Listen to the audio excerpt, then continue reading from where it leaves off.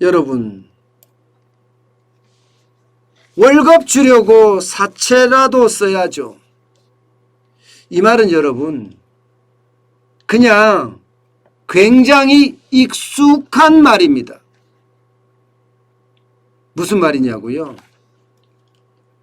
사채를 쓰지 않고는 자영업자들이 지금 버틸 수가 없다, 이런 얘기예요. 경기도 성남에 있는 한 식당 주인은요, 밀린 직원들의 월급을 주기 위해서라도 불법 사채에 손댈 수밖에 없었다, 이렇게 표현하고 있습니다. 여러분도 알다시피 불법 사채 이거 이자율 장난 아닙니다. 법적으로야 6% 8% 받으라고 이야기했지만 어디 실질적으로 그렇습니까? 1000% 200% 2000% 받죠. 자영업자는요, 도저히 안 되니까 1금융권도 막혀, 2금융권도 막혀, 3금융권조차도 막히니까 일수를 쓰는 거예요. 일수 대출 진짜 무섭거든요. 그래서 일수를 쓰면서 임차료 내고 인건비 주고 식재료 원자재 값 주고 이러면서 계속 버텨가고 있어요.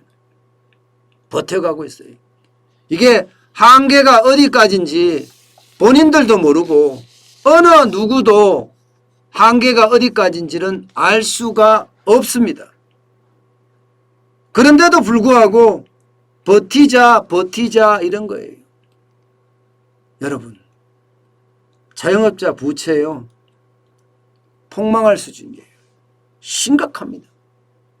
2분기 자영업자 부채는요 858조 4천억 원입니다. 말이 858조 4천억 원이지 대한민국의 1년 국가 예산이 올해가 558조입니다. 558조보다가 지금 300조나 더 많습니다. 300조나. 자영업자 부채가. 그런데 현실은 부채가 이런데도 지금 자영업자들은 직원들 월급 주기 위해서 불법 사채를 쓴다. 이 말은 상황이 점점 악화되고 있다는 이야기잖아요. 안 그래도 자영업자들은 어려워져 왔습니다. 지금까지. 여러분 보시다시피 2020년 3월부터 시작해서 자영업자 대출 700조였습니다. 이게 700조가 853조가 됐으니까 158조 4천억 원이 지금 1년이 안 된 시점, 1년이 조금 넘어서 늘어났다는 거예요. 부채 비율도 보세요. 부채 늘어나는 속도도. 가계 부채가 늘어나는 속도에 뭐 2배라고 이야기할 만큼 팍팍 늘어납니다. 이게 결국 자영업자들은 최악의 신호로 몰리고 있다는 이야기예요. 여러분, 자영업자는요 이제 버틸 한계를 지났습니다. 부채가 1분기 말까지만 하더라도 831조 8천억 원이었던 것이 2분기 말에 858조가 늘어나니까요. 적어도 27조 원 더 늘어났잖아요. 한 분기에. 3개월 사이에 27조가 늘어났습니다. 그러면 한 달에 9조가 늘어난다는 뜻이에요. 9조. 한 달에 9조씩 늘어나면서 자영업자가 계속 버텨낼 수 있을까요? 저는 자영업자가 이제 집단 폐업으로 갈 거라고 봐요. 줄 폐업도 아니에요. 무더기 폐업도 아니에요. 이제 집단 폐업이에요. 한꺼번에 다 망하는 거예요. 그럴 수밖에 없는 게 여러분 보세요. 자영업자 대출 증가액입니다. 대출이 늘어나는 거 보세요. 한 분기에 늘어나는 거. 2020년 1분기에 15조 늘었습니다. 2020년 1분기. 그나마 그때는 코로나19가 2020년 1월 20일에 시작됐으니까 좀 나았다고 이야기할 수가 있죠. 2분기에 55조 2천억 원.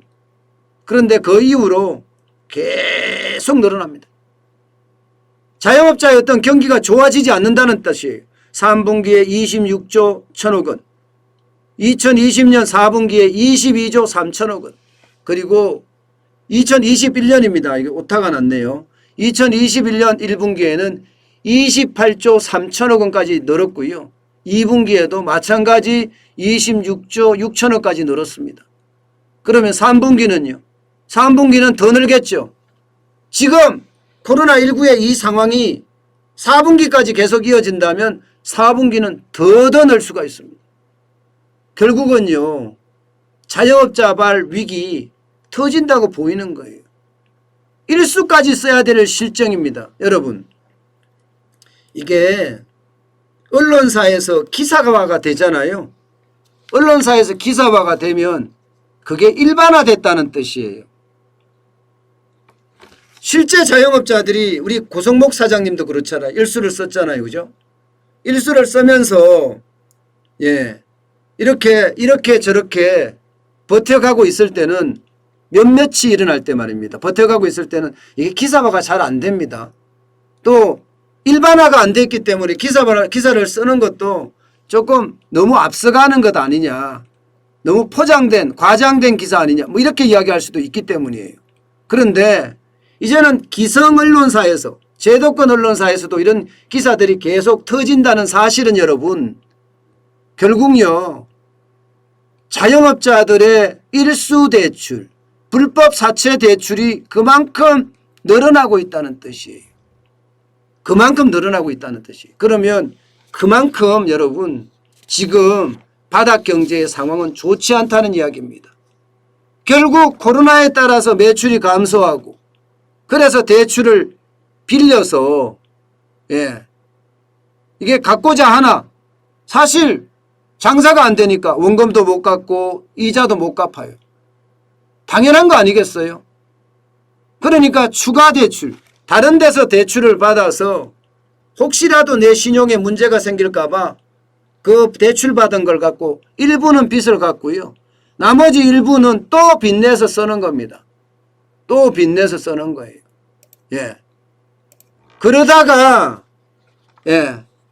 이제는 더 이상 1금융권에도 대출 안 해줘, 2금융권도 안 해줘, 3금융권도 안 해주니까 불법 사채로 점점 가고 있는 것 아니냐. 이런 얘기를 하고 있는 겁니다. 여러분, 지금 자영업자는요. 지금 제가 바닥에서 평가해 보기로서는 분석해 보기로는요. 진짜 밀린 직원 월급 주기 위해서 불법 사채 손댈 수밖에 없었다. 이 말에 공감합니다. 그래서 제가 위드 코로나 자꾸 이야기하는 거예요. 자영업자가 550만이나 됩니다. 550만 자영업자에게 지금 피눈물을 계속 삼켜라 하면 안 됩니다. 이제는 그들에게도 기회를 줘야 합니다. 무조건 통제 방역으로 간다는 건 저는 더 심각한 자영업자의 위기를 몰고 올 수 있는 것 아니냐. 저는 그런 생각을 해 봅니다.